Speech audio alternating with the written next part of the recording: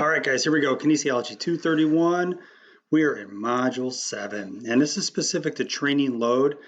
And when we look at the chronological, if you will, layout or the sequential layout of the information in our book, this was actually presented a little bit earlier in Chapter 11, but I thought to wait till the end because I'd rather have you guys process a lot of the data points that came in regarding testing, and now it becomes, okay, how do I actually implement or create and implement some programming?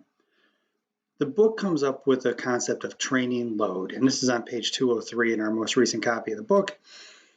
And the book itself is trying to simplify a very complex process. They're trying to come up with another algo, or if you will, decision-making matrix that can be used to help determine if loading is too much or too little by how the person responds.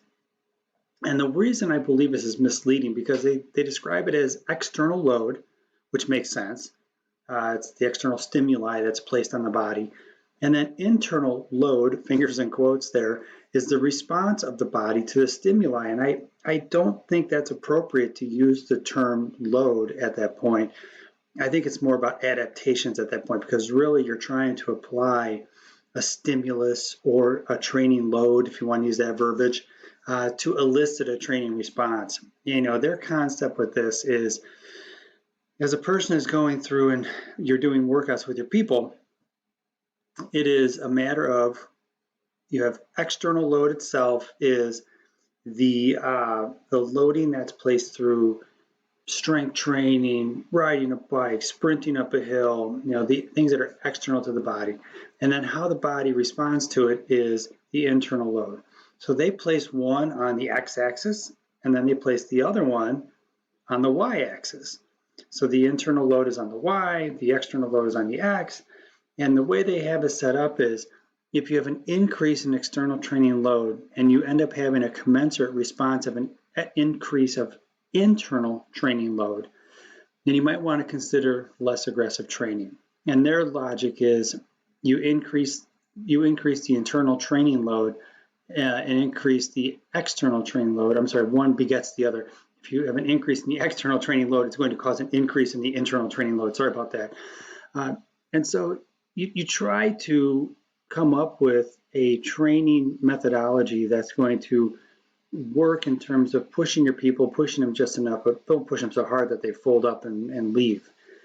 But I'll tell you, when you're working with people, you have to push them along, and you have to show them where the bar is, and then, quite frankly, you got to shove them right over that bar. Because some people will never know what it's like to work at a level to get a training response unless you show them what that workload is like. And quite frankly, when you take somebody through a workout on day one, if you go back and revisit that workout on, say, week number 6 or week number 8, that workout from week number 1, if you do it again, will be very easy. We did 2 sets of 10 at 15 pounds on dumbbell bench press, and then 6 weeks later, you go to your client and say, we're going to do 2 sets of 10 on dumbbell bench press at 15 pounds, and they're going to blow that right out of the water and look at you and like, why is this so easy? It's because they've had a training response, or in the jargon that's used in the book, they've had an increase in internal training load. They've had a response to that stress. But what I don't like about this is the way they describe it is, they describe internal training load as a bit of a negative connotation. There should be a stress response to the training stimuli that's placed upon the person. There should be an adaptation phase to that stressor that's placed on the system. And as we'll see when we get into general adaptation syndrome in our next presentation, that's key. It's crucial to what we do.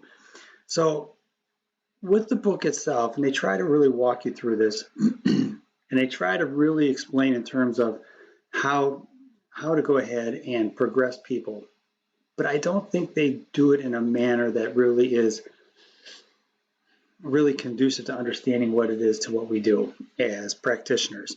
And while I think this is great to start off and get a general understanding, I think you have to change the verbiage in this. I don't think it can be training load and internal and external training load. I think that's misleading. So with that said, guys, you have to look at it and go, they're interrelated. That is absolutely right.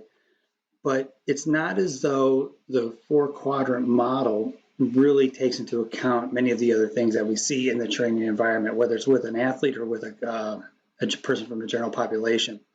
So I would contest that, you have this training stimulus to cause a training response, and if it's too, if it's not enough, you have to increase your training load.